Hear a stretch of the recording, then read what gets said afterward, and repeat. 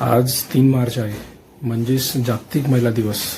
सर्व महिलांना आणि सर्व महिलांना, ताईंना माझं हार्दिक अभिनंदन, शुभेच्छा जागतिक महिला दिवसाबद्दल. पण त्या पलीकडे ना एक मेसेज आहे माझा. करोडो लोकांचं ना रक्षण केले आणि संरक्षण केले. ते एकमेव व्यक्ती म्हणजे तुम्हाला सांगतो कोण आहेत. डॉक्टर बाबासाहेब आंबेडकर यांनी हिंदू कोड बिल लिहून करोडो महिलांचं